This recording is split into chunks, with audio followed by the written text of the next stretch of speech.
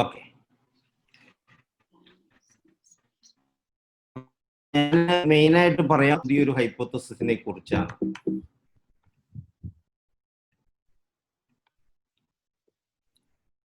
അപ്പൊ എന്താണ് dynamic science എന്ന് വെച്ചിട്ടുണ്ടെങ്കിൽ, ഇത് ഞാനത് ഹോളിസ്റ്റിക് സിസ്റ്റംസ് ഓഫ് മെഡിസിൻസിന്റെ ഒരു ഇൻഫ്രാസ്ട്രക്ചർ ആയിട്ടാണ് ഞാൻ ഇതിനെ ഇൻട്രൊഡ്യൂസ് ചെയ്യുന്നത്. അപ്പൊ ഇന്ന് നമ്മൾ മെഡിക്കൽ സയൻസിൽ റിസർച്ച് ചെയ്യുന്നത് ഭൗതിക തലത്തിൽ മാത്രമാണ്. അതായത് നമ്മൾ ടെക്നോളജി ഡെവലപ്പ് ചെയ്യാനായിട്ട്, മെഷീൻസ് ഡെവലപ്പ് ചെയ്യാനായിട്ട്, മൊബൈൽ ഫോൺ ഡെവലപ്പ് ചെയ്യാനായിട്ട് ഉപയോഗിക്കുന്ന മെറ്റീരിയൽ സയൻസ് വെച്ചാണ് നമ്മൾ ജീവനുള്ള ശരീരത്തെയും സ്റ്റഡി ചെയ്യുന്നത്. അപ്പൊ നമ്മൾ ഫിസിക്കൽ ബോഡി മാത്രമാണ് സ്റ്റഡി ചെയ്യുന്നുള്ളൂ എന്നുള്ളതാണ് അവിടുത്തെ പോരായിക. നമ്മൾ ടെക്നോളജി ഡെവലപ്പ് ചെയ്യുമ്പോൾ ഒരു മെഷീൻ ഉണ്ടാക്കി വെച്ചിട്ടുണ്ടെങ്കിൽ ആ മെഷീനിലോട്ട് നമ്മൾ ഇലക്ട്രിസിറ്റി കൊടുത്താലാണ് അത് വർക്ക് ചെയ്യുള്ളൂ. പക്ഷെ നമ്മുടെ ഉള്ളില് ജീവൻ എന്നുള്ളൊരു പ്രതിഭാസമുണ്ട്. നമ്മൾ വൈറ്റൽ ഫോഴ്സ് അല്ലെങ്കിൽ ആത്മാവ് അല്ലെങ്കിൽ സ്പിരിറ്റ് അല്ലെങ്കിൽ whatever name we call it, there is an energy that is involved in the creation and maintenance of life. അപ്പൊ ആ എനർജി നമ്മളിൽ നിന്ന് എപ്പോ എക്സ്പെൽ ചെയ്യപ്പെടുന്നോ അല്ലെങ്കിൽ റിജക്റ്റ് ചെയ്യപ്പെടുന്നു അല്ലെങ്കിൽ പുറത്താക്കപ്പെടുന്നു, അപ്പം നമ്മുടെ ബോഡി ഡെഡ് ബോഡി ആയിട്ട് മാറുന്നുണ്ട്. അപ്പൊ ആ ഒരു നിസ്സാരമായിട്ടുള്ള സംഭവം സാധാരണക്കാരെല്ലാം കൊച്ചു കുട്ടിയോട് പോലും അങ്ങനെ മരിക്കണേന്ന് ചോദിച്ചാൽ ആത്മാവ് പോകുമ്പോൾ മരിക്കുമെന്ന് അറിയപ്പെടുന്നുണ്ടെങ്കിലും സയന്റിഫിക് ആയിട്ട് ഈ ഒരു ഫണ്ടമെന്റൽ തിങ് ഇന്നും ആരും അക്സെപ്റ്റ് ചെയ്യാതിരിക്കുന്ന വളരെ ക്രൂഷ്യൽ ആയിട്ടുള്ള വളരെ ഇമ്പോർട്ടന്റ് ആയിട്ടുള്ള ഒരു പ്രതിഭാസമുണ്ട്. അപ്പൊ ആ energy level entity holistic systems of മെഡിസിനിൽ വളരെ പ്രധാനപ്പെട്ടതാണ്. അലോപ്പതി സിസ്റ്റം ഒഴിച്ച് ബാക്കിയുള്ള ട്രഡീഷണൽ മെയിൻ ആയിട്ടുള്ള എല്ലാ traditional and alternative systems of medicine holistic systems of medicine ആണ്.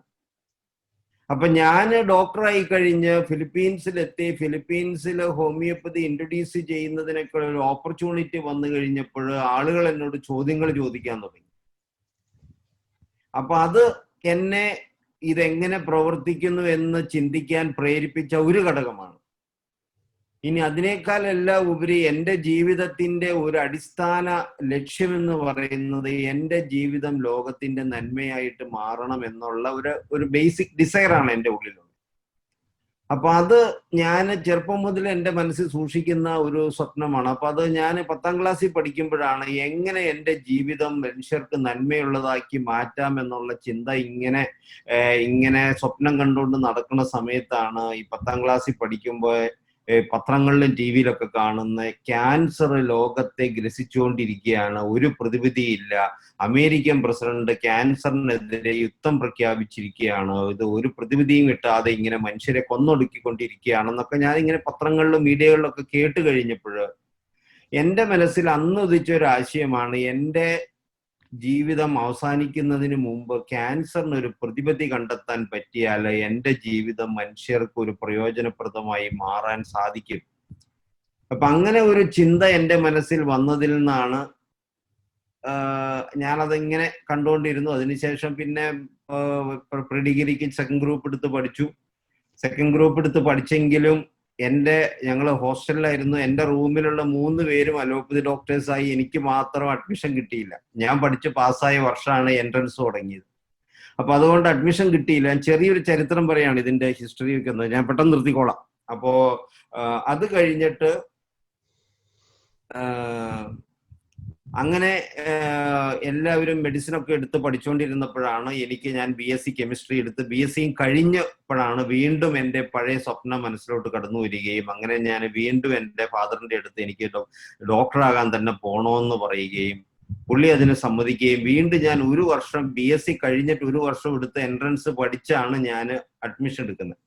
അപ്പൊ അന്നേരം ഞാൻ MBBSഉം BHMSഉം മാത്രമേ വെച്ചോളൂ. അതിന് എനിക്ക് MBBSന് കിട്ടിയില്ല, BHMSനെ കിട്ടിയുള്ളൂ. അപ്പോൾ എനിക്ക് ഒരു 865ാമത്തെ റാങ്ക് ആയിരുന്നു. അത് അന്ന് അഡ്മിഷൻ എടുത്ത് കിട്ടിയതിൽ ഹോമിയോപ്പതിക്ക് ഒരു ഹയസ്റ്റ് റാങ്ക് ആയിരുന്നു. അപ്പൊ അങ്ങനെ ഞാൻ BHMSന് അഡ്മിഷൻ കിട്ടി, ഞാനത് പഠിക്കാൻ ആരംഭിക്കുന്നത്. അതിനുശേഷം എനിക്ക് ബോധ്യപ്പെട്ടു I am destined to be a homeopathy doctor. അപ്പൊ എൻ്റെ മനസ്സിന്റെ ഫിലോസഫിയും എൻ്റെ മനസ്സിന്റെ ആവശ്യങ്ങളെല്ലാം ഫിലോസഫിക്കലായിട്ട് ഒത്തൊരുമിച്ച് പോകുന്ന ഒരു ശാസ്ത്രമാണ് ഹോമിയോപ്പതി എന്ന് മനസ്സിലായി. അന്ന് തുടങ്ങിയ അന്വേഷണങ്ങളാണ് അത് ഇങ്ങനെ ഒരു നീരാളിപ്പിടുത്തം പോലെ ഇങ്ങനെ പിടിച്ച് ഇങ്ങനെ കുറെ വർഷങ്ങൾ എടുത്താണ് ഈ ഡൈനാമിക് സയൻസ് എന്നുള്ള കൺസെപ്റ്റിൽ എത്തിപ്പെട്ടത്. അപ്പൊ ഡൈനാമിക് സയൻസ് കൊണ്ട് നമ്മൾ മെയിനായിട്ട് എക്സ്പ്ലെയിൻ ചെയ്യപ്പെടുന്നത്, ഒന്ന്, നമ്മുടെ മനസ്സും ജീവശക്തിയും ശരീരത്തിന്റെ പ്രവർത്തനങ്ങളെ നിയന്ത്രിക്കുന്ന ജനിതക നിർദ്ദേശങ്ങൾ ആലേഖനം ചെയ്തിരിക്കുന്ന DNA-യുമായിട്ട് എങ്ങനെ ബന്ധപ്പെട്ടിരിക്കുന്നു. രണ്ട്, ഹോമിയോപ്പതിക് മെഡിസിൻസ് എങ്ങനെ വർക്ക് ചെയ്യുന്നു. ഇതിന്റെ അപ്ലിക്കേഷൻസ് ഒത്തിരി മേഖലയിലുണ്ട്. ഇന്നത്തെ physics, chemistry, biology, cancer treatment, sports science, counselling, പിന്നെ so many areas it is applicable. അപ്പോൾ ഈ മേഖലകളിലെല്ലാം ഞാൻ അപ്ലൈ ചെയ്യാൻ ശ്രമിക്കുന്നുണ്ട്. അപ്പോൾ ഞാനിപ്പോൾ ഇന്നിവിടെ പ്രസന്റ് ചെയ്യുന്നത് ഹോമിയോ മെഡിസിൻ എങ്ങനെ ആക്ട് ചെയ്യുന്നു എന്നുള്ള ആ ഒരു കൺസെപ്റ്റാണ് ഞാൻ ഡൈനാമിക് സയൻസിലൂടെ ഇന്ന് നിങ്ങളെ അടുത്ത് അറിയിക്കാൻ ഉദ്ദേശിക്കുന്നത്. കാരണം ഇന്ന് ലോകം ചോദിക്കുന്ന ഏറ്റവും പ്രധാനപ്പെട്ട ചോദ്യമാണ് ഹൗ ഹോമിയോപ്പതിക് മെഡിസിൻ വർക്ക്. അതിനുള്ള ഉത്തരമാണെന്ന് നിങ്ങളുടെ അടുത്ത് തരാൻ പോകുന്നത്. ഞാൻ മെയിനായിട്ട് ഫോക്കസ് ചെയ്യുന്ന ട്രീറ്റ്മെന്റ് ഈ ഡൈനാമിക് സയൻസ് ഉപയോഗിച്ച് ക്യാൻസർ ട്രീറ്റ്മെന്റ് ആണ്. അതിലോട്ട് ഞാൻ ഇപ്പൊ കിടക്കുന്നില്ല. ഞാൻ ഈ ഹോമിയോപ്പതിയുടെ മരുന്ന് എങ്ങനെയാണ് വർക്ക് ചെയ്യണമെന്നുള്ള അതിൽ ആണ് മെയിനായിട്ട് ഫോക്കസ് ചെയ്യുന്നത്. അപ്പൊ നമ്മൾ ആദ്യമായിട്ട് ചിന്തിക്കേണ്ടത് എന്താണ് ശാസ്ത്രം. ശാസ്ത്രം എന്ന് പറയുന്നത് പ്രകൃതിയിൽ നടക്കുന്ന എന്തും എങ്ങനെ നടക്കുന്നു, എന്തുകൊണ്ട് നടക്കുന്നു നമ്മളെ ബോധ്യപ്പെടുത്തി തരലാണ് ശാസ്ത്രധർമ്മം. അപ്പൊ ഇന്ന് നമ്മുടെ ചുറ്റുപാട് നടക്കുന്ന ഒത്തിരി കാര്യങ്ങളെ ശാസ്ത്രീയമായിട്ട് നമുക്ക് മനസ്സിലാക്കി തരാൻ പറ്റുന്നില്ല ശാസ്ത്രത്തിന്. അതിലൊന്നാണ് ഹോമിയോപ്പതിക് മെഡിസിൻ എങ്ങനെ ആക്ട് ചെയ്യണമെന്നുള്ളത്, പിന്നൊന്നാണ് ക്യാൻസർ എങ്ങനെ ഡെവലപ്പ് ചെയ്യണമെന്നുള്ളത്. അപ്പൊ ഞാൻ എൻ്റെ അന്വേഷണങ്ങൾ ക്യാൻസർ എങ്ങനെ ഡെവലപ്പ് ചെയ്യണമെന്നുള്ള കാര്യങ്ങളിലൂടെയാണ് മെയിനായിട്ട് മുന്നോട്ട് കൊണ്ടുപോയത്. കാരണം അത് എൻ്റെ ഒരു മെയിൻ ഡിസയർ ആയിരുന്നത് കൊണ്ട് അതിലൂടെയാണ് ഡൈനാമിക് സയൻസിലൂടെ ഞാൻ എത്തിപ്പെട്ടത്. അപ്പൊ അത് എത്തിപ്പെട്ട് കഴിഞ്ഞപ്പോൾ I reached a fundamental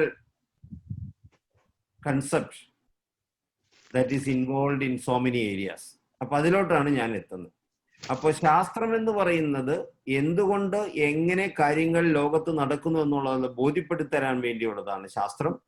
അപ്പൊ ഇന്നത്തെ ശാസ്ത്രത്തിന് അത് സാധിക്കുന്നില്ലെങ്കിൽ അതിന്റെ അർത്ഥം ഇന്ന് നമുക്ക് എക്സ്പ്ലെയിൻ ചെയ്യാൻ പറ്റാത്ത കാര്യങ്ങൾ അശാസ്ത്രീയമാണെന്നല്ല, ഇന്നത്തെ ശാസ്ത്രം അപൂർണമാണെന്നുള്ളതാണ്.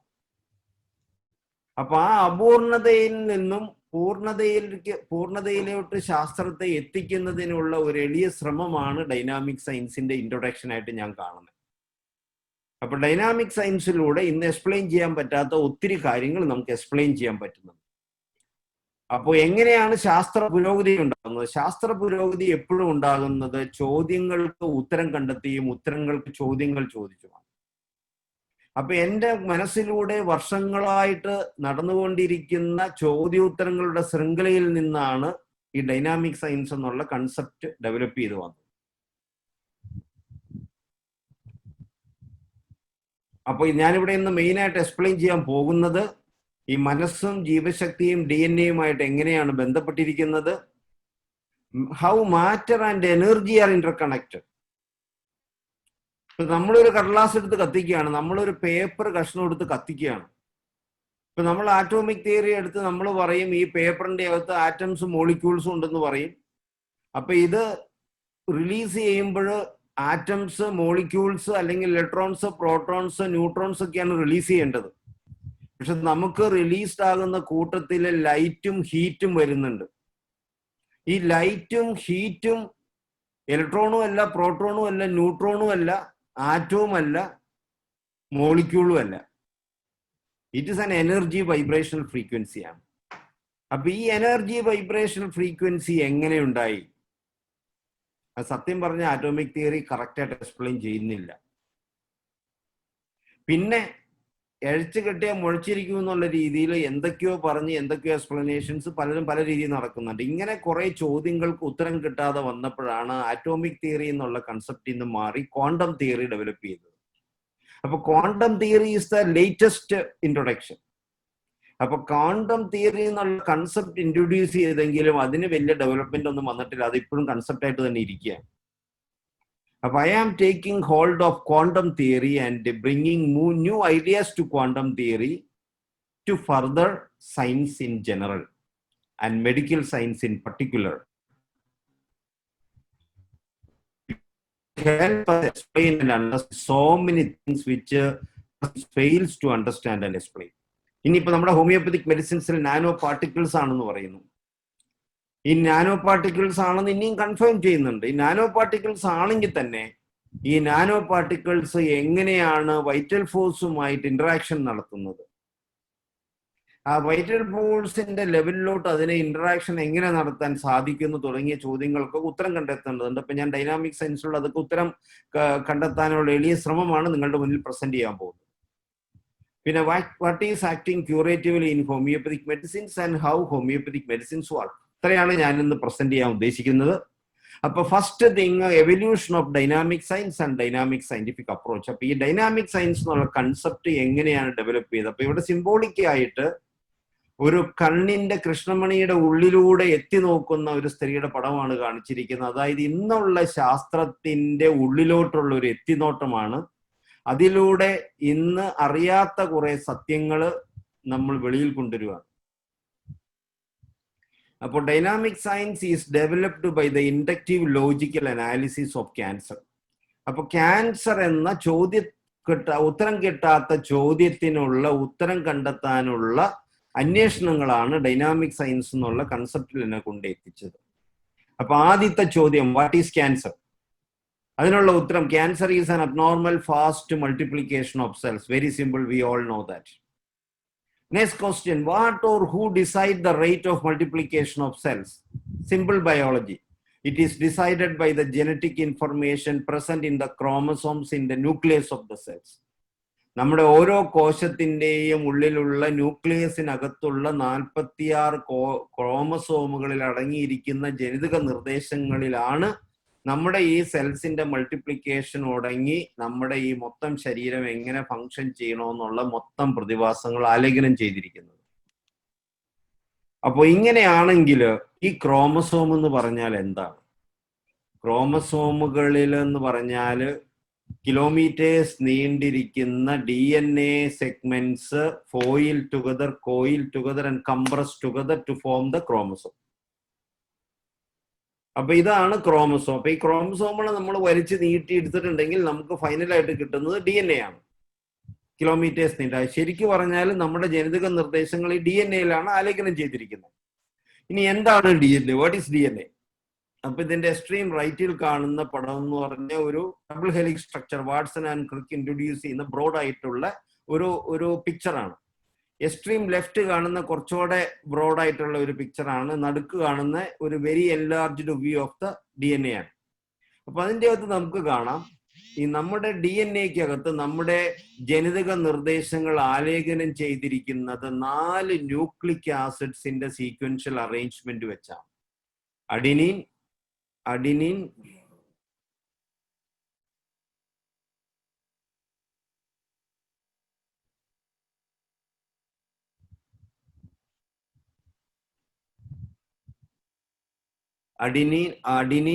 Guanine, thymine and cytosine.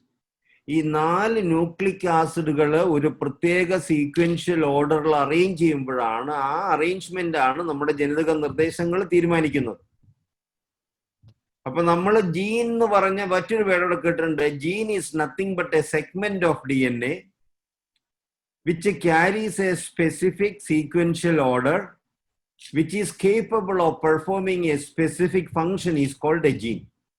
ഉദാഹരണം, നമ്മളത് ഈ ഒരു സെഗ്മെന്റ് ഒരു ജീൻ ആയിട്ട് എടുത്താൽ CGT ജീൻ എന്ന് പറയാം. ആ CGT gene is capable of performing a specific function ചെയ്യാൻ അതിന് കപ്പാസിറ്റി ഉണ്ടെങ്കിൽ അതിനെ നമ്മളൊരു ജീൻ എന്ന് പറയും.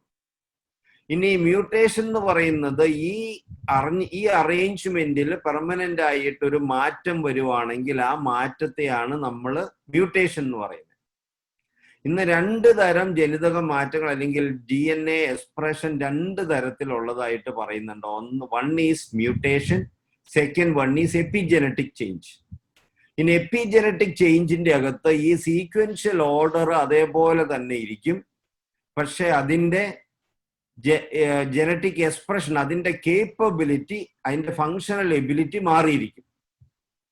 അപ്പൊ ആ മാറിയിരിക്കുന്ന ജനിതക രണ്ട് തരമാണുള്ളത്. അപ്പൊ അത് എങ്ങനെ നടക്കുന്നു ഇന്നും അറിയുന്നില്ല. ഡൈനാമിക് സയൻസിലൂടെ നമ്മൾ അതിന് പറയുന്നത് ഈ ഓരോ ജീനും അതിന്റെ ആ ജനറ്റിക് എക്സ്പ്രഷൻ വരുമ്പോൾ അത് ആക്ടിവേറ്റഡ് ആയിട്ട് അത് ഓപ്പൺ ചെയ്യുന്നുണ്ട്. അപ്പൊ ആ ഓപ്പൺ ആകുന്ന സെഗ്മെന്റ് ഒരു പ്രത്യേക സെഗ്മെന്റിൽ നിന്നും വേറൊരു സെഗ്മെന്റിലോട്ട് ഏരിയയിലോട്ട് മാറുമ്പോഴാണ് അതിനെയാണ് എപ്പിജനറ്റിക് ചേഞ്ച് എന്ന് പറയുന്നത്. അപ്പൊ ആ സീക്വൻഷ്യൽ ഓർഡറിൽ അങ്ങനെ തന്നെ ഇരിക്കും. പക്ഷെ ആക്ടിവേറ്റ് ചെയ്യുന്ന ഏരിയ ഷിഫ്റ്റ് ചെയ്യുന്നത് കൊണ്ട് അതിന്റെ സീക്വൻഷ്യൽ ഓർഡർ വേറെ ആയിരിക്കും, ഡിഫറെന്റ് ആയിട്ട് ആക്ടിവേറ്റ് ആവുന്ന ഏരിയയിൽ. സോ അതിന്റെ ഫങ്ഷണൽ എബിലിറ്റി മാറും. അപ്പൊ ഇത് ഏത് രീതിയിൽ സംഭവിച്ചാലും അങ്ങനെ സംഭവിക്കുന്നുണ്ട്. ആ സംഭവിക്കുന്നത് കൊണ്ടാണ് ക്യാൻസർ പോലെയുള്ള രോഗങ്ങൾ ഡെവലപ്പ് ചെയ്യുന്നത്. അപ്പൊ ഇവിടുത്തെ പ്രധാനപ്പെട്ട ഒരു ചോദ്യം എന്താന്ന് വെച്ചിട്ടുണ്ടെങ്കിൽ, അടുത്ത ചോദ്യമാണ്, ഇത്രയും വരെ ലോകം എത്തി നിൽക്കുവാണ്, ഇതിനപ്പുറത്തോട്ടാണ് നമുക്ക് കിടക്കേണ്ടത്.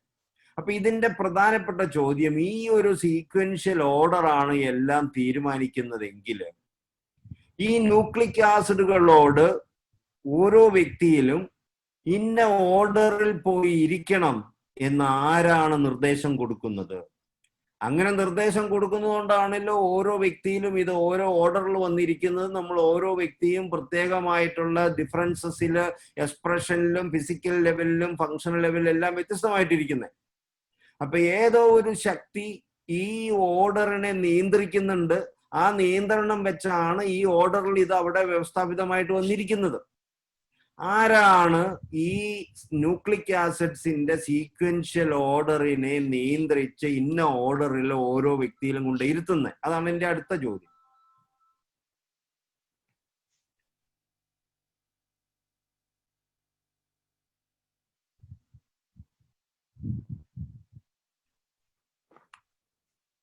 Who decides the sequential arrangement of nucleic acids in the DNA? That decides everything. ഇതിനുള്ള ഉത്തരമാണ് ഡൈനാമിക് സയൻസിന്റെ ഏറ്റവും പ്രധാനപ്പെട്ട ഹൈപ്പോത്തസിസ്. അപ്പൊ ഈ ഹൈപ്പോത്തസിസ് പറയുന്നതിന് മുമ്പ് ഞാൻ മറ്റൊരു തലത്തിലോട്ട് നിങ്ങളുടെ ശ്രദ്ധയെ കൊണ്ടുവരുവാണ്.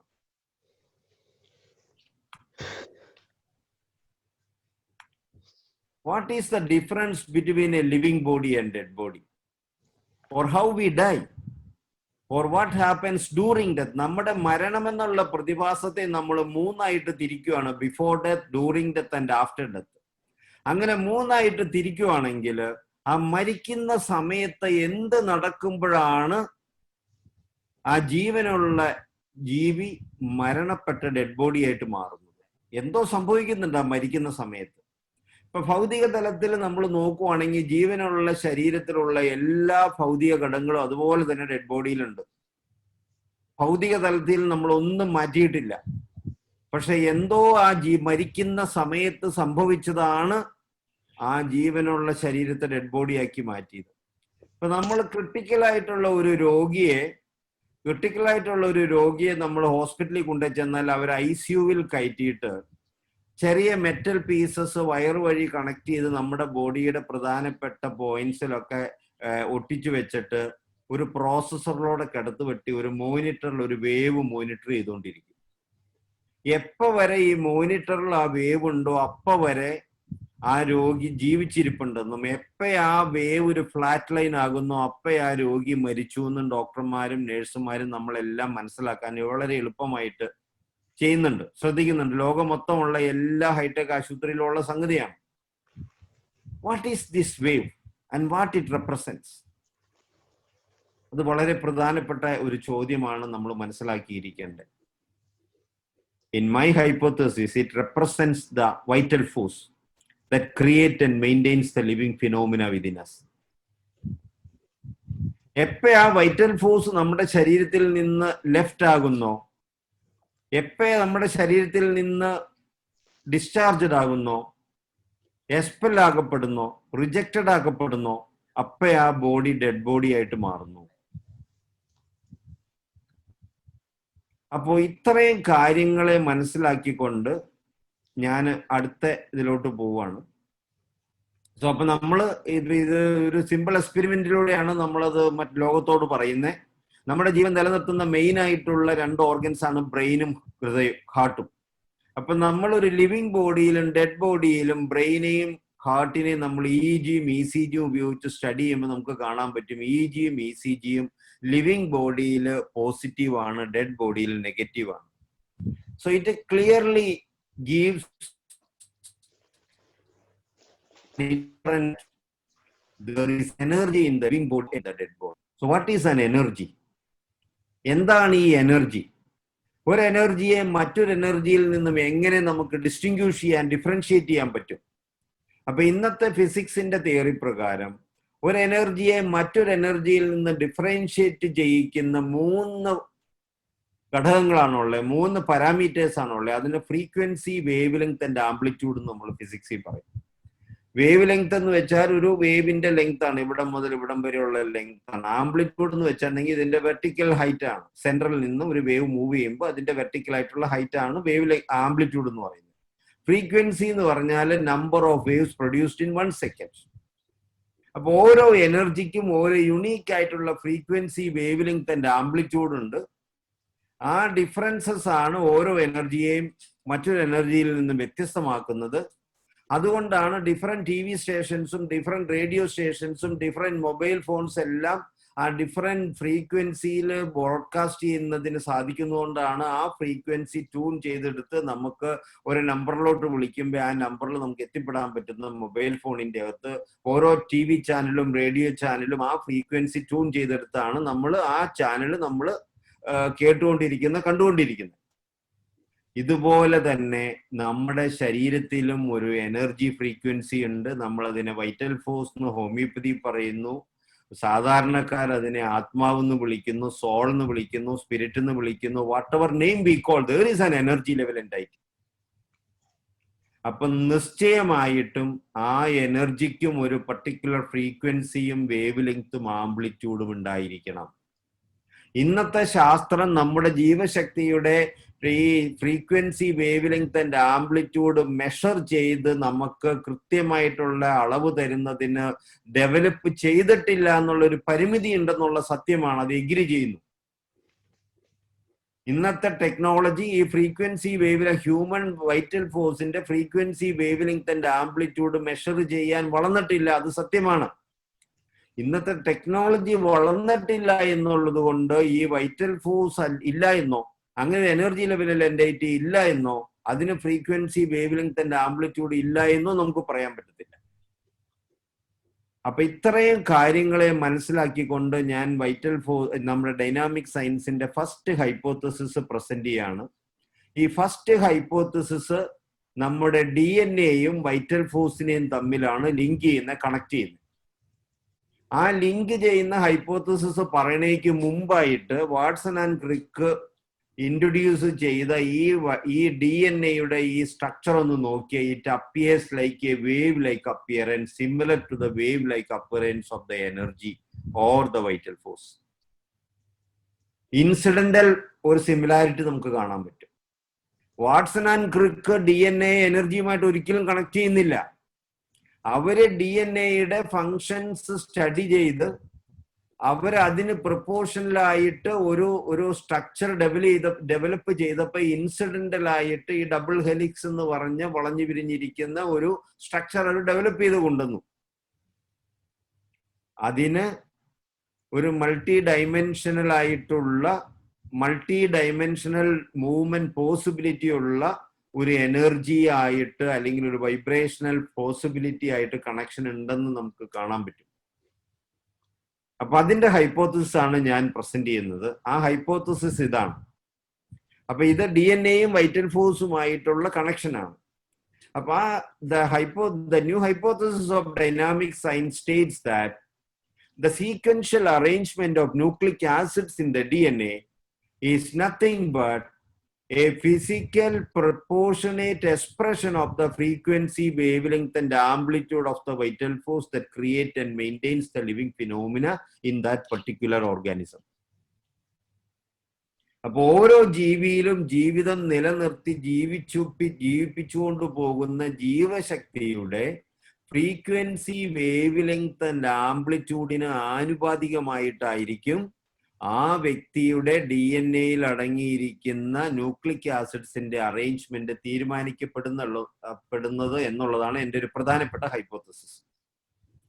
അപ്പൊ ഈ ഹൈപ്പോത്തസിസ് ശരിയാണെങ്കിൽ നമ്മുടെ ജീവശക്തിയുടെ ഫ്രീക്വൻസി, വേവ് ലെങ്ത് ആൻഡ് ആംപ്ലിറ്റ്യൂഡിനിൽ ഒരു വ്യതിയാനം വരുത്താൻ നമുക്ക് സാധിച്ചാല്, അല്ലെങ്കിൽ അങ്ങനെ സംഭവിച്ചാല്, അതിന് പ്രൊപ്പോർഷണലായിട്ട് DNA-യിൽ ഒരു വ്യതിയാനം ഓട്ടോമാറ്റിക് ആയിട്ട് സംഭവിക്കുന്നതിനുള്ള പോസിബിലിറ്റി ഉണ്ട്. മനസ്സിലാകുന്നുണ്ടല്ലോ അല്ലെ?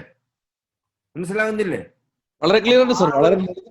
വളരെ ആ ഒരു പോസിബിലിറ്റി ഞാൻ നിങ്ങളുടെ ശ്രദ്ധയിലോട്ട് കൊണ്ടുവരികയാണ്. അപ്പൊ അടുത്ത ചോദ്യം, നമ്മുടെ ജീവശക്തിയുടെ ഈ ഫ്രീക്വൻസി, വേവ് ലെങ്ത് ആൻഡ് ആംപ്ലിറ്റ്യൂഡിനെ നമുക്ക് മോഡിഫൈ ചെയ്യാൻ സാധിക്കുമോ എന്നുള്ളതാണ്. അതിന് ഉത്തരം നൽകുന്നതിന് മുമ്പായിട്ട് ഞാൻ മറ്റൊരു ഡൈനാമിക് ആൻഡ് ഐഡിയ നിങ്ങൾക്ക് ഇൻട്രൊഡ്യൂസ് ചെയ്യാണ്. അത് മറ്റൊന്നുമല്ല, നമ്മുടെ മനസ്സാണ്. വേറൊരു ഹൈപ്പോത്തസിസ് എന്താണെന്ന് വെച്ചാല്, ഉടലെടുക്കാൻ അനുവദിക്കുന്ന ഓരോ ചിന്തകളും ഓരോ എനർജി വൈബ്രേഷൻ ആണെന്നും, അതിന് ഓരോ ചിന്തകൾക്കും ഓരോ particular frequency, wavelength and ആംപ്ലിറ്റ്യൂഡും ഉണ്ടെന്നുള്ള ഒരു കൺസെപ്റ്റാണ്. അപ്പൊ നമ്മുടെ മനസ്സിലൂടെ നമ്മൾ ഉടലെടുക്കാൻ അനുവദിക്കുന്ന ഓരോ ചിന്തകളും ഓരോ എനർജി വൈബ്രേഷൻസ് ആണെന്നും, ആ ഓരോ ചിന്തകൾക്കും ഓരോ particular frequency, wavelength and ആംപ്ലിറ്റ്യൂഡും ഉണ്ടെന്നുള്ള ഒരു കൺസെപ്റ്റാണ്. അപ്പൊ ഇത് രണ്ടോടെ കൂട്ടി വായിക്കുമ്പോൾ, ഒരു വ്യക്തി ജീവിച്ച് ജീവനോടെ ഇരിക്കുമ്പോൾ ആ ശരീരത്തിന്റെ ഉള്ളിൽ 2 ഊർജ തരംഗങ്ങളെ നമുക്ക് കാണാൻ പറ്റും മിനിമം. ഒന്ന്, നമ്മുടെ ജീവൻ ജീവിപ്പിച്ചുകൊണ്ട് പോകുന്ന ജീവശക്തി എന്ന ഊർജവും. 2, നമ്മുടെ മനസ്സിൽ നമ്മൾ ഉത്ഭവിക്കാൻ അനുവദിക്കുന്ന ഊർജ തരംഗങ്ങളും. അപ്പൊ അടുത്ത ചോദ്യം വരും, 2 ഊർജ തരംഗങ്ങള് ഒരു മീഡിയത്തില് ഒരേ സമയത്ത് ഇരുന്നാൽ എന്ത് സംഭവിക്കും? How the mind can influence the vital force or soul? Or what happens when 2 energy vibrational frequencies coexist in the same medium at the same time? അപ്പൊ ഇതും പഠിക്കാനായിട്ട് നമുക്ക് ഫിസിക്സിൽ 2 തിയറികളുണ്ട്. Theory of resonation and theory of superposition, അല്ലെങ്കിൽ interference എന്ന് പറയും.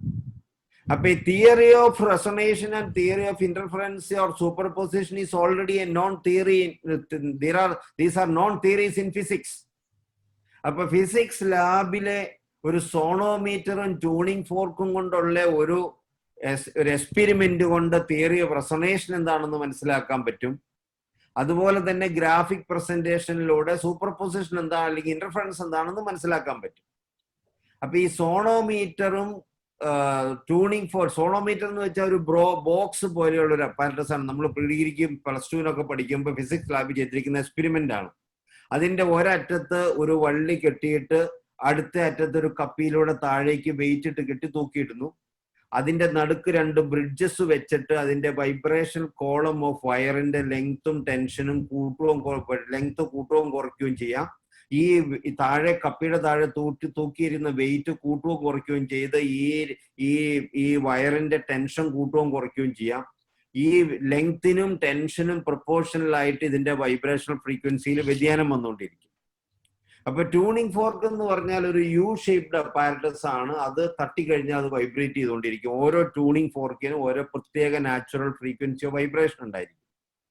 അപ്പൊ നമ്മള് ഈ സോണോമീറ്ററിന്റെ ഈ വയറിന്റെ ലെങ്ത്തും ടെൻഷനും ഒരു പ്രത്യേക ലെങ്ത്തിലും ടെൻഷനിലും വെച്ച് കഴിഞ്ഞാല് ഈ സോണോമീറ്ററിന്റെ അതേ ഫ്രീക്വൻസിയിൽ ഈ വയറിനും വൈബ്രേറ്റ് ചെയ്യാൻ പറ്റും. അങ്ങനെ നമ്മൾ അഡ്ജസ്റ്റ് ചെയ്ത് വെപ്പിച്ചിട്ട് ഈ സോണോമീറ്റർ വൈബ്രേറ്റ് ചെയ്യിപ്പിച്ച ഈ സ്ട്രിങ്ങിന്റെ അടുത്ത് കൊണ്ടുവന്നാൽ മതി, തൊടണ്ടാതെ തന്നെ വൈബ്രേറ്റ് ചെയ്യും. അതിനെയാണ് റെസൊണേഷൻ എന്ന് പറഞ്ഞത്. ഇനി ഈ സൂപ്പർ പൊസിഷൻ എന്താണെന്ന് ഒരു ഗ്രാഫിക് പ്രസന്റേഷനിലൂടെ ഞാൻ കാണിച്ചു തരാം. ഇവ രണ്ടിനും ഒരു ചെറിയ വീഡിയോ ഞാൻ കാണിക്കുന്നുണ്ട്. ഈ വീഡിയോ ഒന്ന് കാണുക. Small video, watch this video.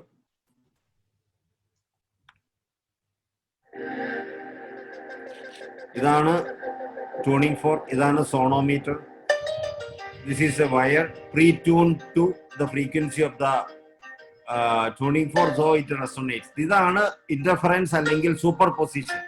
രണ്ട് വൈബ്രേഷണൽ ഫ്രീക്വൻസീസ് ഒരേ മീഡിയത്തിൽ ഒരേ സമയം ഇരിക്കുമ്പോൾ അത് ഓവർലാപ്പ് ചെയ്ത് സൂപ്പർപോസ് ചെയ്ത് പെർമനന്റ്ലി എക്സിസ്റ്റ് ചെയ്യുന്ന വൈബ്രേഷണൽ ഫ്രീക്വൻസി പ്രൊപ്പോർഷനേറ്റ് ആയിട്ട് മോഡിഫൈ ഫണ്ടമെന്റൽ ആയിട്ടുള്ള ഒരു കാര്യമാണ്. നമ്മുടെ മനസ്സിൽ നമ്മൾ ഉടലെടുക്കാൻ അനുവദിക്കുന്ന ഓരോ ചിന്തകൾക്കും ആനുപാതികമായിട്ടുള്ള പ്രൊപ്പോർഷനേറ്റ് സൂപ്പർ പൊസിഷൻസ് നമ്മുടെ വൈറ്റൽ ഫോഴ്സിൽ നടത്തുകയും അതിന് ആനുപാതികമായിട്ടുള്ള വ്യതിയാനങ്ങൾ നമ്മുടെ വൈറ്റൽ ഫോഴ്സിൽ സംഭവിക്കുകയും നമ്മുടെ ഈ മനസ്സിൽ ഉടലെടുക്കുന്ന പ്രത്യേക തരത്തിലുള്ള ചിന്തകൾ കൺസിസ്റ്റന്റ് ആയിട്ട് പെർസിസ്റ്റന്റ് ആയിട്ട് നടന്നുകൊണ്ടിരിക്കുകയാണെങ്കിൽ, നാളുകൾ നടന്നുകൊണ്ടിരിക്കുകയാണെങ്കിൽ, ഈ വൈറ്റൽ ഫോഴ്സിന്റെ ഫ്രീക്വൻസി അതിന് പ്രൊപ്പോർഷണൽ ആയിട്ട് മോഡിഫൈഡ് ആയിട്ട് അതും അങ്ങനെ അബ്നോർമൽ ആയിട്ടോ പോസിറ്റീവ് ആയിട്ടോ നെഗറ്റീവ് ആയിട്ടോ മോഡിഫൈഡ് ആയി ഫിക്സ്ഡ് ആകുകയും അതിന് ആനുപാതികമായിട്ടുള്ള ചേഞ്ചസ് DNA പെർമനന്റ് ആയിട്ട് നടക്കുകയും ചെയ്യും. ഒരു പോസിബിലിറ്റിയാണ്. ആ പോസിബിലിറ്റി നിങ്ങൾ മനസ്സിലാക്കുക. അപ്പൊ ഈ വീഡിയോ ഞാൻ ഒന്നോടെ പ്ലേ ചെയ്യാണ് നിങ്ങളുടെ അറിവിലോട്ടായിട്ട്. This is റെസൊണേഷൻ. അപ്പൊ ഈ ട്യൂണിങ് ഫോർക്കിന്റെ ഫ്രീക്വൻസിക്ക് തുല്യമായിട്ട് ഇത് പ്രീ ട്യൂൺ വെച്ചാലാണ് ഇത് നടക്കുകയുള്ളൂ കേട്ടോ. This is super position. ഇതാണ് മനസ്സും ആത്മാവും തമ്മിൽ നടക്കുന്ന, അല്ലെങ്കിൽ നമ്മുടെ തോട്ട് പ്രോസസ്സും വൈറ്റൽ ഫോഴ്സും തമ്മിൽ നടക്കുന്ന സൂപ്പർ പൊസിഷനാണിത്. ഇത് രണ്ടും വളരെ പ്രധാനപ്പെട്ടതാണ്. അപ്പൊ ഹോമിയോപ്പതി ക്യൂർ നടക്കുന്ന റെസൊണേഷനിലൂടെയാണ്. ഞാൻ എക്സ്പ്ലെയിൻ ചെയ്തു തരാം ലേറ്റർ ഓൺ. അപ്പോ ഇവിടെയാണ് the importance of disciplined and naturally positive mind. ചുമ്മാ പോസിറ്റീവ് അല്ല, നാച്ചുറലി പോസിറ്റീവ് എന്ന് പ്രത്യേകം പറയുന്നുണ്ട്. അത് വളരെ സിഗ്നിഫിക്കന്റ് ആണ്. അതിലോട്ട് ഇന്ന് ഞാൻ പോകുന്നില്ല. അത് തന്നെ 1 മണിക്കൂർ സംസാരിക്കാനുണ്ട്. അതിലോട്ട് ഞാൻ പോകുന്നില്ല. ഈ നാച്ചുറലി പോസിറ്റീവ് എന്നുള്ളത് വളരെ ഇമ്പോർട്ടന്റ് ആണ്. ഇതൊക്കെ breast, uterus and ovarian cancers എങ്ങനെ ഉണ്ടാകുന്നു, ഹോമോസെക്ഷുവാലിറ്റി, ഈ ട്രാൻസ്ജെൻഡേഴ്സ് എങ്ങനെ ഡെവലപ്പ് ചെയ്യുന്നു, ഓരോ അവയവങ്ങളും ക്യാൻസറുകൾ എങ്ങനെ ഡെവലപ്പ് ചെയ്യുന്നു, ഇതിലോട്ടൊക്കെ കടന്നു ചെല്ലാനായിട്ട് ഈ ഒരു പോയിന്റ് വളരെ ഇമ്പോർട്ടന്റ് ആണ്. അതിലോട്ട് ഞാൻ കടക്കുന്നേ ഇല്ല ഇന്ന്.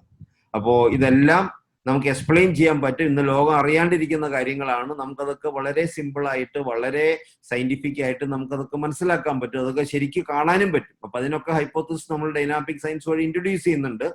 അപ്പോ ഞാനത് പറഞ്ഞു എന്ന് മാത്രമേ ഉള്ളൂ. അതിലോട്ടൊന്നും നമ്മൾ പോകുന്നില്ല.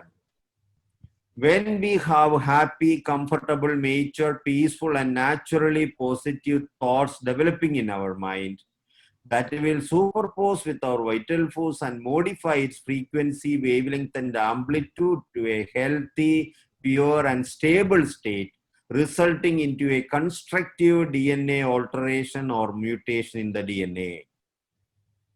അപ്പൊ നമ്മുടെ മനസ്സിൽ സന്തോഷമുള്ള, ഹാപ്പി ആയിട്ടുള്ള, കംഫർട്ടബിൾ ആയിട്ടുള്ള, പീസ്ഫുൾ ആയിട്ടുള്ള, നാച്ചുറലി പോസിറ്റീവ് ആയിട്ടുള്ള ഒരു സിറ്റുവേഷൻ അല്ലെങ്കിൽ കൺസെപ്റ്റ് ആൻഡ് ആറ്റിറ്റ്യൂഡ് നമ്മൾ, അല്ലെങ്കിൽ ഒരു തോട്ട് ഡെവലപ്മെന്റ് നമ്മൾ അനുവദിച്ചാല്, അങ്ങനെ ഉത്ഭവിക്കപ്പെടുന്ന തോട്ട്സ് നമ്മുടെ വൈറ്റൽ ഫോഴ്സിനെ സൂപ്പർപോസ് ചെയ്ത് അതിന്റെ ഫ്രീക്വൻസി, വേവ് ലെങ്ത് ആൻഡ് ആംപ്ലിറ്റ്യൂഡിനെ ഹെൽത്തി ആയിട്ടുള്ള, പ്യൂർ ആയിട്ടുള്ള, സ്റ്റേബിൾ ആയിട്ടുള്ള, കൺസ്ട്രക്റ്റീവ് ആയിട്ടുള്ള ലെവലിലോട്ട് മാറ്റി അതിന് പ്രൊപ്പോർഷണൽ ആയിട്ടുള്ള ചേഞ്ചസ് DNA നടത്തും. ഇതൊരു പോസിബിലിറ്റിയാണ്.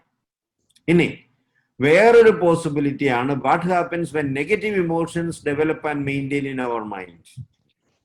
Negative emotions like anger, hatred, enmity, depression, grief, jealousy, fear, anxiety, worry, tension, insecurity, guilty feeling, whatever we call any kind of negativity,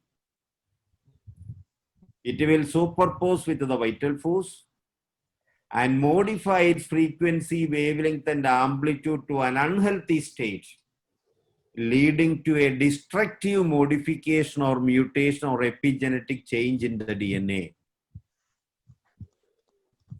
ഇത് നമുക്ക് ക്രോണിക് ഡിസീസ് ഉള്ള എല്ലാ കേസിലും നമുക്ക് കാണാൻ പറ്റും. ഈ ഒരു സംഭവമാണ് നമ്മുടെ CJ വർഗീസ് ഡോക്ടർ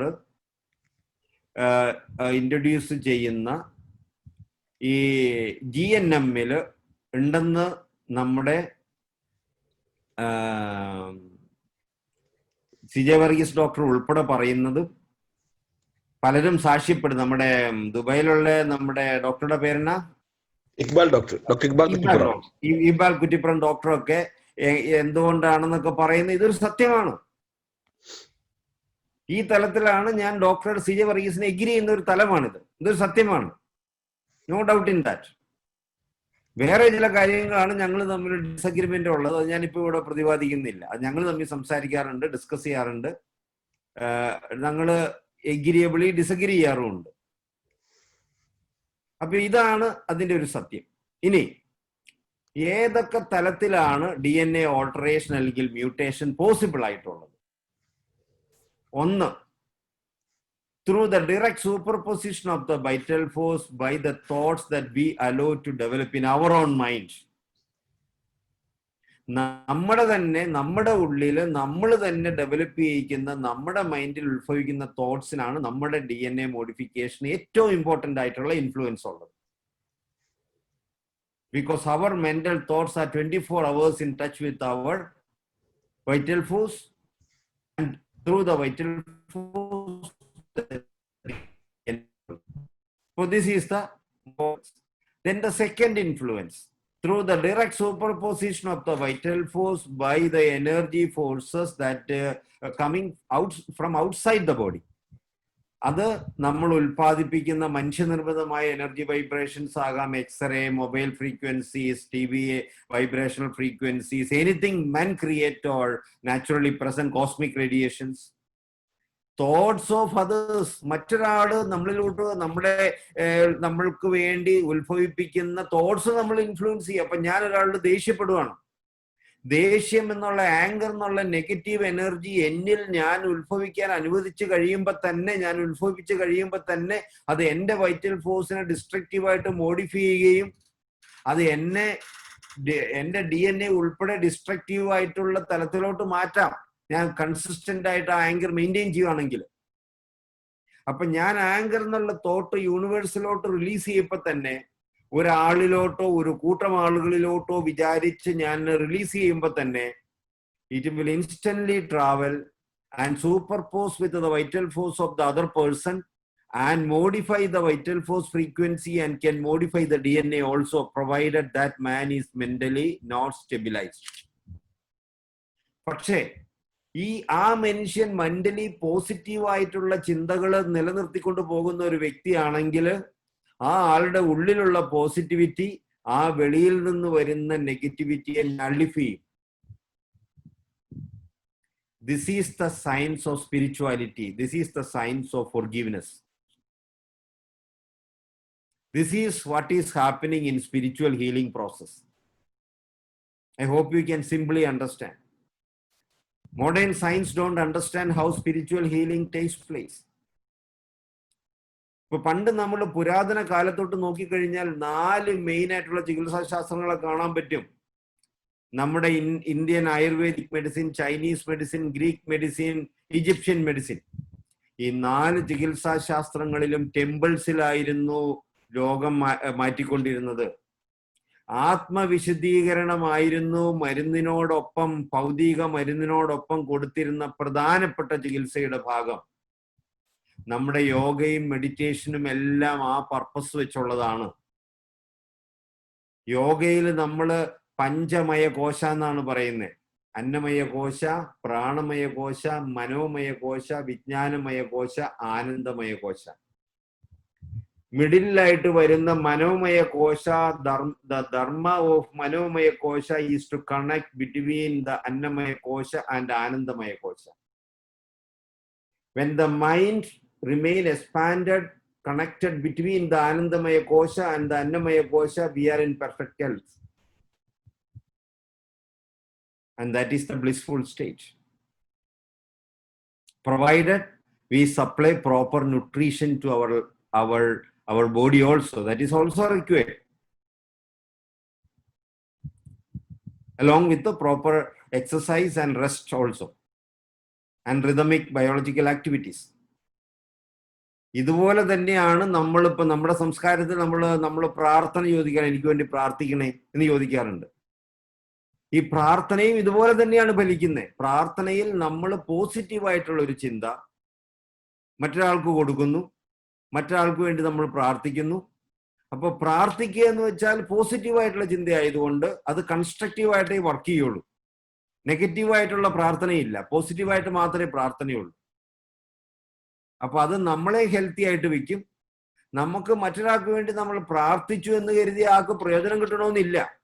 ആ ആള് നെഗറ്റീവിസത്തിൽ ഇൻവോൾവ് ചെയ്തിരിക്കുന്ന, ഇമേഴ്സ് ചെയ്തിരിക്കുന്ന ഒരാളാണെങ്കിൽ നമ്മൾ എത്ര പ്രാർത്ഥിച്ചാലും നമ്മുടെ പ്രാർത്ഥന ആ ആളിന്റെ ഉള്ളിലുള്ള നെഗറ്റീവ് കൊണ്ട് നള്ളിഫൈഡ് ആയിട്ട് പ്രയോജനം കിട്ടാണ്ട് പോകും.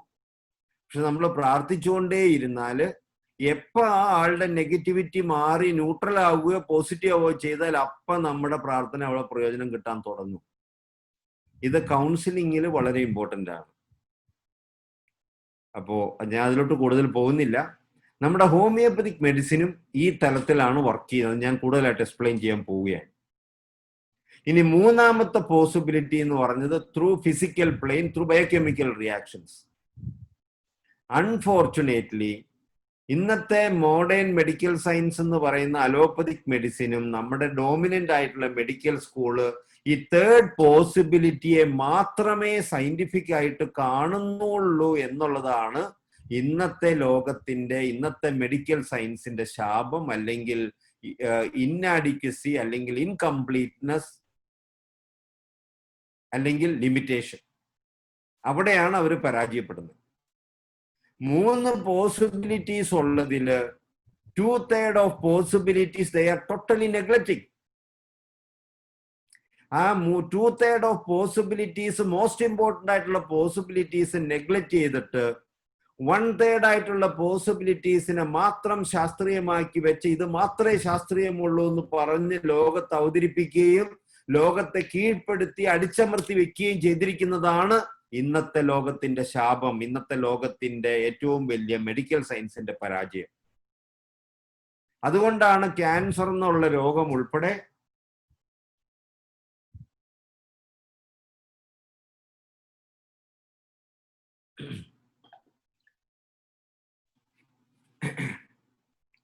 ഒത്തിരി രോഗങ്ങള് എങ്ങനെ ഉത്ഭവിക്കുന്നു എന്ന് അറിയാതെയാണ് ലോകം ചികിത്സിക്കുന്നത്, മോഡേൺ മെഡിസിൻ ചികിത്സിക്കുന്നത്. അവര് ഈ ക്യാൻസറിന്റെ ഭാഗമായിട്ട് വരുന്ന ട്യൂമറിനെ കരിച്ചു കളയുക, അല്ലെങ്കിൽ കീമോതെറാപ്പി കൊണ്ടോ റേഡിയേഷനും കൊണ്ടോ കരിച്ചു കളയുക, അല്ലെങ്കിൽ സർജറി ചെയ്ത് മാറ്റുക, അല്ലെങ്കിൽ രണ്ടോടെ ചെയ്യുക. എങ്ങനെ ചെയ്താലും വീണ്ടും ട്യൂമർ തിരിച്ചു വരുന്നു എന്നുള്ളതാണ് ഇന്നത്തെ ക്യാൻസർ ചികിത്സയുടെ പരാജയമായിട്ടിരിക്കുന്നത്. അവിടെയാണ് ഈ ഡൈനാമിക് സയൻസിലൂടെ ഇൻട്രൊഡ്യൂസ് ചെയ്യുന്ന ഈ different possibilities, 3 important possibilities that can modify our DNA. അപ്പോൾ നമ്മൾ ഈ 3 തലങ്ങളിലും ക്യാൻസറിന്റെ കോസസ് അന്വേഷിക്കേണ്ടതുണ്ട്. അത് ഇന്ന് ചെയ്യുന്നില്ല. അപ്പൊ അവിടെയാണ് ഡൈനാമിക് സയന്റിഫിക് അപ്രോച്ച് എന്ന് പറയുന്ന പുതിയ ക്യാൻസർ ചികിത്സാ രീതി നമ്മൾ ചെയ്യുന്നതിന്റെ ഏറ്റവും പ്രധാനപ്പെട്ട കാര്യം. അതുകൊണ്ടാണ് നമ്മൾ പറയുന്നത്, ഞാൻ പറയുന്നത്, DSA methodology of approach is the best, latest and safest എന്നൊക്കെ നമ്മൾ അഡ്വർടൈസ്മെന്റിൽ അല്ലെങ്കിൽ മാർക്കറ്റിംഗിൽ നമ്മൾ പറയാറുണ്ട്. ഞാനത് അടുത്തിടെ മാർക്കറ്റ് ചെയ്ത് തുടങ്ങിയത്. അതിൻ്റെ അകത്തുള്ള ഒരു പ്രത്യേക ഒരു സെഗ്മെന്റ് ആണ് ബെസ്റ്റ്, ലേറ്റസ്റ്റ് ആൻഡ് സേഫസ്റ്റ് എന്ന് പറയുന്നത്. അപ്പൊ ഈ ഫണ്ടമെന്റൽ ഇൻഫർമേഷൻ ആണ് അവിടെ നമ്മൾ യൂട്ടിലൈസ് ചെയ്യുന്നത്, along with homoeopathic medicine application, along with judicious application of surgery. അപ്പൊ ഹോമിയോപ്പതിക് മെഡിസിന്റെ ഏറ്റവും വലിയ അഡ്വാൻറ്റേജ് എന്ന് വെച്ചിട്ടുണ്ടെങ്കിൽ ഭൗതിക തലം വിട്ട് ഊർജ തലത്തിലോട്ട് കടന്നു ചെന്ന് പ്രവർത്തിക്കാൻ സാധിക്കുന്ന ഏറ്റവും പ്രധാനപ്പെട്ട മരുന്നാണ് homeopathy. That is the most important significance, relevance and advantage of homeopathic medicine which no others can claim as homeopathic medicine can do. അവിടെയാണ് ഹോമിയോപ്പതി ഡോക്ടറായിട്ട് ഇൻസിഡന്റൽ ആയിട്ട് വന്ന് പെട്ടിരിക്കുന്നവരൊക്കെ ബ്ലെസ്ഡ് ആണെന്ന് ഞാൻ അവകാശപ്പെടുകയും പറയുകയും ചെയ്തത്. അതുകൊണ്ടാണ് ഹോമിയോപ്പതി ഡോക്ടർ എന്നുള്ള നിലയിൽ പൂർണ്ണമായിട്ട് അഭിമാനം കൊള്ളുകയും വളരെ കോൺഫിഡന്റ് ആയിട്ട് ലോകത്തിന്റെ മുന്നിൽ ഹോമിയോപ്പതി അവതരിപ്പിക്കുന്നതിന് യാതൊരു സങ്കോചവുമില്ലാതെ 100% കോൺഫിഡന്റ് ആയിട്ട് പറയാൻ സാധിക്കുന്നതിന്റെ കോൺഫിഡൻസ് ഇത് തന്നെയാണ്. and that is very, very significant. അപ്പൊ അതെങ്ങനെയാണെന്നാണ് ഇനി പറയാൻ പോകുന്നത്.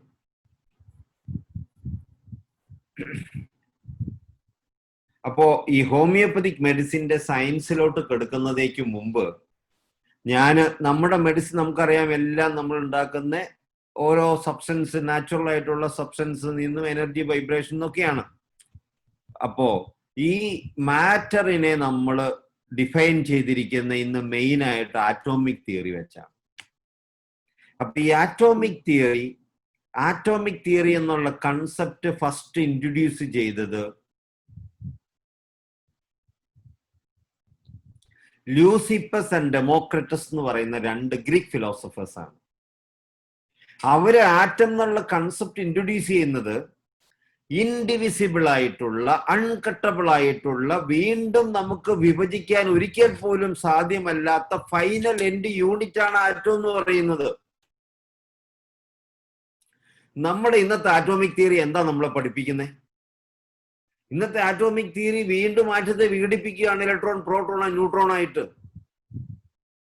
ആ ആറ്റോമിക് തിയറിയും ലൂസിപ്പസും ഡെമോക്രിറ്റസും ഇൻട്രൊഡ്യൂസ് ചെയ്യുന്ന ആറ്റോമിക് കൺസെപ്റ്റുമായിട്ട് എന്തെങ്കിലും ബന്ധമുണ്ടോ? നമ്മൾ ചിന്തിക്കേണ്ട ഒരു ഇമ്പോർട്ടന്റ് പോയിന്റ് ആണിത്. അപ്പോ അവിടെയാണ് കോൺഫ്ലിക്റ്റ് ഇരിക്കുന്നത്. അതുകൊണ്ടാണ് ക്വാണ്ടം തിയറി വന്നിരിക്കുന്നത്. ക്വാണ്ടം തിയറി അനുസരിച്ച് നമ്മൾ മാറ്ററിനെ ഒന്ന് റീഡിഫൈൻ ചെയ്യാണ്. അപ്പോ ഈ പുതിയ ഡെഫിനിഷൻ ഓഫ് മാറ്ററിൽ നമ്മൾ പറയുന്നു, atoms are nothing but of any substance which are nothing but energy vibrational frequencies with the unique frequency, wavelength and amplitude, which are not moving forward but remaining spinning in its own axis, remaining stabilized, spinning in its own axis. In solid states, these fundamental units with the unique frequency, wavelength and amplitude remain heavily compressed. In liquid state, it remains little more loosely compressed. In gaseous state, it remains more loosely compressed. In space, it is not at all compressed. It totally liberated. Planets are places where we can see compressed units of energy, stabilized self-spinning with units of energy with a specific frequency, wavelength and amplitude, which remain in solid, liquid or gaseous form. അപ്പൊ അങ്ങനെ compressed ആയിട്ട് ഇരിക്കുന്നതിനെയാണ് നമ്മൾ planets എന്ന് പറയുന്നത്. Stars are nothing but concentrated energy units where energy vibrational frequencies can go out and come in any time. അപ്പൊ ഇങ്ങനെ ഒന്ന് മാറ്ററിനെയും യൂണിവേഴ്സിനെയും ഒക്കെ ഒന്ന് റീഡിഫൈൻ ചെയ്ത് കഴിഞ്ഞിട്ട് ഈ പുതിയ ഡെഫിനേഷനിലൂടെ നമ്മളും ഹോമിയോപ്പതി ഒന്ന് മനസ്സിലാക്കാൻ ശ്രമിക്കുക. അപ്പൊ നമ്മൾ മരുന്നുണ്ടാക്കുന്ന സൾഫ്യൂരിക് ആസിഡ് അല്ലെങ്കിൽ ഫോസ്ഫറസ്, ഈ ഫോസ്ഫറസിന്റെ ഒരു 1 ml അല്ലെങ്കിൽ 1 gram എടുത്തിട്ട് നമ്മൾ 99 ഗ്രാമുമായിട്ട് മിക്സ് ചെയ്ത് ട്രിക്ചറേറ്റ് ചെയ്ത് അതിനെ ഗ്രൈൻഡ് ചെയ്ത് എക്സ്പാൻഡ് ചെയ്ത് ഈ 1 ഗ്രാമിൽ കംപ്രസ്ഡ് ആയിട്ടിരിക്കുന്ന എനർജിയെ 100 ഗ്രാമിലോട്ട് എക്സ്പാൻഡ് ചെയ്യിക്കുകയാണ്. അതിൽ നിന്ന് വീണ്ടും 1 ഗ്രാം എടുത്ത് അടുത്ത 100 ഗ്രാമിലോട്ട് എക്സ്പാൻഡ് ചെയ്യിപ്പിച്ച്, ഇങ്ങനെ എക്സ്പാൻഡ് ചെയ്യിപ്പിച്ച് കൊണ്ടുവരുമ്പോൾ നമ്മൾ എന്നാ ചെയ്യുന്നത്? ഈ കംപ്രസ്ഡ് ആയിട്ടിരിക്കുന്ന യൂണിറ്റ്സിനെ ലിബറേറ്റ് ചെയ്യിപ്പിച്ച് എടുക്കുകയാണ് ചെയ്യുന്നത്. അപ്പോ ഇനി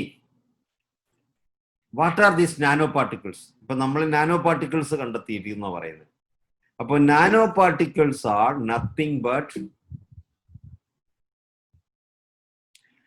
different quanta of energy.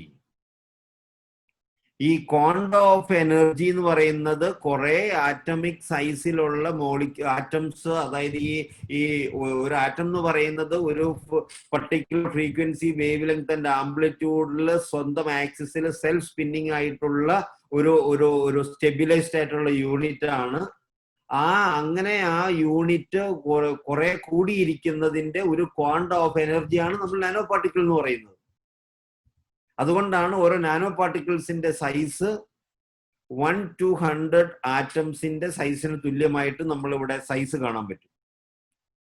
പിന്നെ വേറൊരു കാര്യം ഇവിടെ നമുക്ക് കാണാൻ പറ്റും. ഇപ്പൊ ലേറ്റസ്റ്റ് ആറ്റോമിക് ഫോഴ്സ് മൈക്രോസ്കോപ്പ് ഉപയോഗിച്ച് നമ്മൾ ഈ ആറ്റത്തിന്റെ പിക്ചർ എടുത്തു കഴിയുമ്പോൾ നമ്മുടെ സോളാർ സിസ്റ്റം ഒക്കെ പോലെയുള്ള പിക്ചറാണ് നമുക്ക് കിട്ടുന്നത്. അപ്പൊ അവര് ഇന്നത്തെ ആറ്റോമിക് തിയറിക്കാർ അവരെ എക്സ്പ്ലെയിൻ ചെയ്യുന്നത് ഇന്നാമത്രാമത്തെ ഷെല്ലില് ഇത്രാമത്തെ ഇലക്ട്രോൺസ് റൊട്ടേറ്റ് ചെയ്യുന്നതായിട്ടാണ് അവരത് എക്സ്പ്ലെയിൻ ചെയ്യുന്നത്. ഞാനത് എക്സ്പ്ലെയിൻ ചെയ്യുന്ന വേറൊരു രീതിയിലാണ്. ഞാൻ അതിനെ ഈ solar system, how the macrocosm is similar will be the situation in the microcosm also. അപ്പൊ മാക്രോകോസത്തിൽ നമ്മൾ എന്താണ് കാണുന്നത്? സോളാർ സിസ്റ്റം ഉണ്ട്, അതിന് വെളിയിലോട്ട് ചെല്ലുമ്പോൾ പല ഗാലക്സീസ് ഇരിക്കുകയാണ്. ഇതുപോലെ തന്നെയുള്ള ഗാലക്സീസ്, ഈ compressed energy units, quantum of energy മൈക്രോകോസത്തിലും ഇരിക്കുകയാണ്. ആ മൈക്രോകോസത്തിലും ഇതുപോലെ തന്നെ ഈ മാക്രോകോസത്തില് സോളാർ സിസ്റ്റം ഉള്ള പോലെ തന്നെ മൈക്രോകോസത്തിലും അതുപോലെ തന്നെ സിസ്റ്റമിക് ആയിട്ട് അറേഞ്ച് ചെയ്ത് വെച്ചിരിക്കുകയാണ്. So the entire universe will be always similar. നമ്മൾ സ്ഥിരമായിട്ട് പറയുന്ന ഒരു ഫ്രേസ് ആണ് the microcosm and microcosm will be always similar. ഇത് വളരെ ഇമ്പോർട്ടൻ്റ് ആയിട്ടുള്ള പോയിന്റ് ആണ്. അപ്പൊ ഈ ഒരു പോയിന്റ് ആണ് ഈ ആറ്റോമിക് ഫോഴ്സ് മൈക്രോസ്കോപ്പ് ഉപയോഗിച്ച് ആറ്റത്തിന്റെ പടമാണെന്നും പറഞ്ഞെടുത്തിട്ട് ഇവർ ഇലക്ട്രോൺ, പ്രോട്ടോൺ, ന്യൂട്രോൺ ഒക്കെ ഷെല്ല് വഴിയാണ് അറേഞ്ച് ചെയ്യുന്നു എന്ന് പറഞ്ഞു. ഞാൻ അതിനെ ഈ മൈക്രോകോസം ആയിട്ടാണ്, മാക്രോകോസത്തിന്റെ മിനിയേച്ചർ മൈക്രോകോസം ആയിട്ടാണ് ഞാൻ അതിനെ കാണുന്നത്. അപ്പൊ അതിനെ ഹോമിയോപ്പതിയുമായിട്ട് എനിക്ക് കണക്ട് ചെയ്ത ഒരു സയന്റിഫിക് സ്റ്റഡിയും ഉണ്ട്. ഈ ഹോമിയോപ്പതിയുടെ എനർജി ഓരോ പൊട്ടൻസിയിലും നമ്മൾ കണ്ടുപിടിച്ചു കഴിഞ്ഞപ്പോൾ നമുക്ക് കാണാൻ പറ്റുന്നത് 6 ഈസ് ഹൈ ലെവൽ, അത് കഴിഞ്ഞ് ഒന്ന് കുറഞ്ഞു വരും. അപ്പൊ നമ്മൾ എല്ലാ പൊട്ടൻസിയും നോക്കിയിട്ടില്ല. നമ്മള് ഒരു കൊറത്കോവ് എന്ന് പറഞ്ഞ റഷ്യൻ സയന്റിസ്റ്റ് ഉണ്ട്. റഷ്യൻ സയന്റിസ്റ്റ് എനർജി മെഷർ ചെയ്യുന്ന ഒരു GDB മെഷീൻ കണ്ടുപിടിച്ചിട്ടുണ്ട്. അപ്പൊ ഈ ഡോക്ടർ കൊറത്കോവിന്റെ കൂടെ ഞാനും നമ്മുടെ ഹോംകോയിലുള്ള ഡോക്ടർ സുരേഷ്, എന്റെ ഫ്രണ്ടാണ്, എന്റെ ക്ലാസ്മേറ്റും ആണ്. ഞങ്ങൾ രണ്ടുപേരും പഴയ ഹോംകോയുടെ MDയും കൂടെ കൂടി, അദ്ദേഹത്തിന്റെ പേര് ഞാൻ വിട്ടുപോയി, അദ്ദേഹത്തെ അന്നാണ് ആദ്യമായിട്ട് ഞാൻ കാണുന്നത് ഈ റിസർച്ചിന് നമ്മൾ സ്റ്റഡി ചെയ്യാൻ ചെന്നപ്പോഴും. അപ്പൊ ഈ ഹോംകോയിൽ ഉൽപ്പാദിപ്പിക്കുന്ന പ്രധാനപ്പെട്ട ചില പൊട്ടൻസിയുമായിട്ട് ഈ ഡോക്ടർ കൊറത്കോവ് ബാംഗ്ലൂർ വന്നപ്പോൾ ഞങ്ങള് ഈ ഡോക്ടർ കൊറത്കോവിന്റെ ഈ GDB മെഷീൻ വെച്ച് എസ് വ്യാസ യൂണിവേഴ്സിറ്റിയിലെ അവിടുത്തെ സയന്റിസ്റ്റുകളോട് ചേർന്ന് നമ്മൾ ഈ ഹോമിയോ മെഡിസിന്റെ എനർജി സ്റ്റഡി നടത്തിയപ്പോൾ ഈ നമ്മൾ പൊട്ടൻസി കൂടുന്നതനുസരിച്ച് അതിന്റെ എനർജി കണ്ടന്റ് അതുപോലെ പ്രൊപ്പോർഷണൽ ആയിട്ട് കൂടുന്നില്ല. 6 കൂടിക്കഴിഞ്ഞാൽ പിന്നെ ഒന്ന് താഴോട്ട് വന്നിട്ട് പിന്നെ കൂടുന്നു, പിന്നെ താഴോട്ട് വന്നിട്ട് പിന്നെ കൂടുന്നു, അങ്ങനെ കൂടിയും കുറഞ്ഞു ഇരിക്കുകയാണ്. നമ്മൾ പ്രതീക്ഷിച്ച പോലെ ഓരോ പൊട്ടൻസിയിലും എനർജി കൂടി കൂടി കൂടി കൂടി അല്ല പോകുന്നത്. അപ്പൊ അത് നമ്മൾ ഐഡന്റിഫൈ ചെയ്തിട്ടുണ്ട്. അത് ഇനി അത് ഒത്തിരി ഓരോ നമ്മൾ വളരെ ഒരു പൈലറ്റ് സ്റ്റഡി നടത്തിയിട്ടേ ഉള്ളൂ. അപ്പൊ ഞാൻ അതിനെ ഈ മാക്രോകോസവും മൈക്രോകോസവും തമ്മിൽ കണക്ട് ചെയ്ത് അത് മനസ്സിലാക്കാൻ ശ്രമിക്കുമ്പോൾ നമ്മൾ ഈ ക്വാണ്ടം ഓഫ് എനർജി റിലീസ് ചെയ്തെടുക്കുമ്പോൾ ഈ മാക്രോകോസത്തിലുള്ള ഒരു സോളാർ സിസ്റ്റത്തിനെ നമ്മൾ ലിബറേറ്റ് ചെയ്തെടുത്ത് കഴിയുമ്പോൾ അതിന്റെ തൊള്ള ക്വാണ്ടം ഓഫ് എനർജി റിലീസ്ഡ് ആകുമ്പോൾ വലിയൊരു ഹൈറ്റൻഡ് എനർജി കിട്ടി നമുക്കൊരു പൊട്ടൻസിയിൽ. അത് പിന്നെ ഡൈല്യൂട്ട് ചെയ്ത് വന്ന് എനർജി കോൺസെൻട്രേഷൻ കുറഞ്ഞു കഴിഞ്ഞ് വന്ന് പിന്നെ എർത്ത് പോലെയുള്ള മറ്റൊരു, അല്ലെങ്കിൽ ഓരോ പ്ലാനറ്റ് പോലെ ഈ മൈക്രോകോസ്റ്റിൽ അടങ്ങിയിരിക്കുന്ന മറ്റൊരു കംപ്രസ് യൂണിറ്റിനെ പിന്നെ നമ്മൾ അതിന്റെ ത്രെഷോൾഡിലോട്ട് കൊണ്ടുവന്ന് റിലീസ് ചെയ്യിക്കുമ്പോഴാണ് പിന്നെ എനർജി ഷൂട്ടപ്പ് ചെയ്യുന്നത്. അപ്പൊ ഇങ്ങനെ നമുക്ക് പിന്നെ കൂടുന്നു. അപ്പൊ CMലാണ് ഏറ്റവും ഹയസ്റ്റ് എനർജി കണ്ടിരിക്കുന്നത് നമ്മൾ. Through the GDB machine of Dr. Korotkov. He is a physics scientist in St. Peter's University in Russia. He is still alive. അപ്പോ അങ്ങനെ ഒരു സ്റ്റഡി നടത്തിയിട്ടുണ്ട്. അപ്പൊ അതിനെ നമ്മൾ ഇങ്ങനെയാണ് എക്സ്പ്ലെയിൻ ചെയ്യുന്നത്. ഇനി വാട്ട് ഈസ് പൊട്ടൻറ്റൈസേഷൻ? ഇത് വെച്ച് നമ്മൾ പൊട്ടൻറ്റൈസേഷൻ മനസ്സിലാക്കുമ്പോൾ what is happening during potentization? Potentization is a unique way of homeopathic medicine preparation with the process of continuous dilution of the medicinal substance with a vehicle through succussion or trituration, thus breaking down the compressed energy units in the original medicinal substance to individual energy units or to a quantum of energy, so that these energy units can resonate with the vital force to bring back its lost purity and stability. അപ്പൊ ഇങ്ങനെയാണ് പൊട്ടൻറ്റൈസ് ചെയ്തുള്ള medicine വഴി നമുക്ക് homoeopathic മെഡിസിന്റെ effectiveness produce ചെയ്യാൻ പറ്റും. അതോടെ ഞാൻ explain ചെയ്യാം the scientificity of homeopathy. So what is acting curatively in homeopathic medicine is nothing but the liberated energy vibrational frequency with the unique frequency, wavelength and amplitude which will be different in each and every medicine that we have, because the fundamental unit of every atom of each substance or molecule of every substance has a unique frequency, wavelength and amplitude unique to that. അപ്പൊ നമ്മൾ ഈ പൊട്ടൻറ്റൈസ് ചെയ്ത medicine, then how homeopathy works? അപ്പൊ നമ്മൾ medicine prove ചെയ്യുമ്പോൾ എന്താണ് നടക്കുന്ന ഒരു പോസിബിലിറ്റി?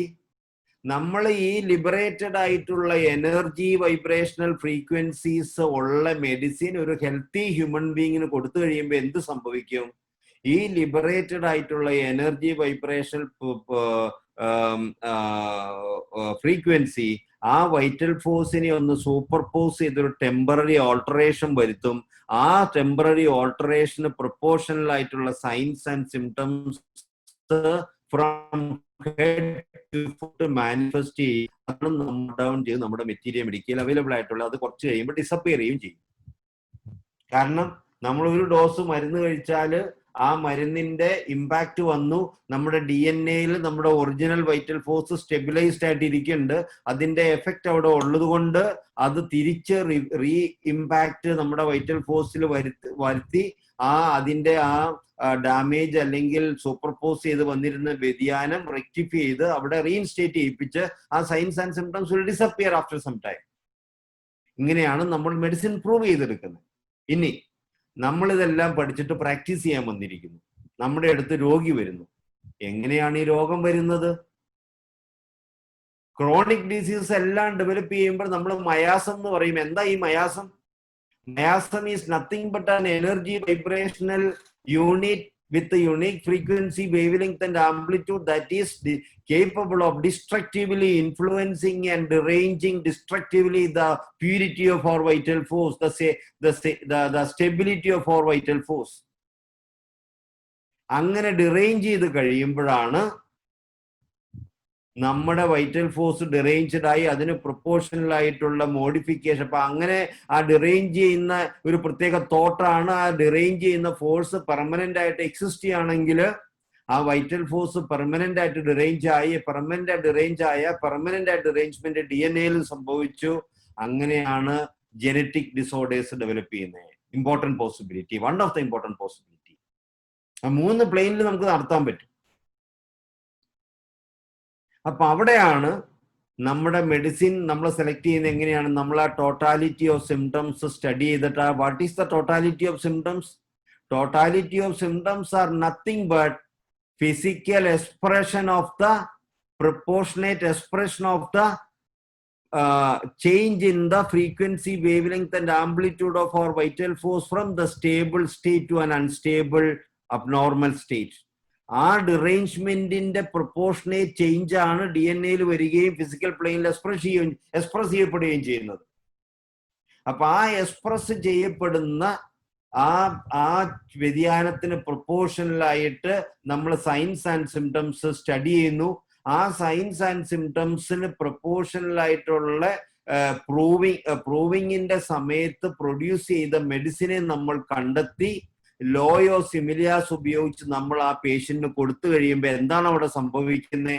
നമ്മൾ കണ്ടെത്തിയ ഈ മെഡിസിന്റെ അകത്ത് ആ രോഗിയില് ഹെൽത്തി ഫ്രീക്വൻസിയിൽ, ആ രോഗിയുടെ വൈറ്റൽ ഫോഴ്സ് ഹെൽത്തി ഫ്രീക്വൻസിയിൽ നിന്നും അൺഹെൽത്തി ഫ്രീക്വൻസിയിലോട്ട് ഓൾട്ടർ ചെയ്യുന്നതിന് ആ ഓൾട്ടറേഷന് പ്രൊപ്പോർഷണൽ ആയിട്ടുള്ള ഒരു ഫ്രീക്വൻസി ഈ മെഡിസിനിൽ ലിബറേറ്റഡ് ആയിട്ട് ഇരിക്കുന്നത് കൊണ്ടാണ് ഇത് പ്രൂവിങ്ങിന്റെ സമയത്ത് ഹെൽത്തി ആയിട്ടുള്ള ഒരാൾക്ക് കൊടുത്തു കഴിയുമ്പോൾ അതിന് പ്രൊപ്പോർഷണലായിട്ട് വ്യതിയാനം ടെമ്പററി ആയിട്ട് വരുത്തി ഇതിന് ആനുപാതികമായിട്ടുള്ള പ്രൂവിങ്സ് നമുക്ക് ആ പ്രൂവിങ്ങിന്റെ സമയത്ത് തന്നത്. അപ്പൊ ഈ മെഡിസിൻ ഈ രോഗിക്ക് കൊടുത്തു കഴിയുമ്പോൾ അവിടെ എന്താണ് നടക്കുന്നത്? ഈ രോഗിയില് വൈറ്റൽ ഫോഴ്സിൽ വന്നിരിക്കുന്ന വ്യതിയാനവും നമ്മൾ കൊടുത്തിരിക്കുന്ന മെഡിസിനിൽ ലിബറേറ്റ് ആയിട്ടിരിക്കുന്ന ഫ്രീക്വൻസിയും സിമിലർ ആയതുകൊണ്ട് അവിടെ റെസൊണേഷൻ നടന്ന് അവിടെ ആ വൈറ്റൽ ഫോഴ്സിന്റെ frequency, lost frequency will be regained to the pure state and our stability is regained.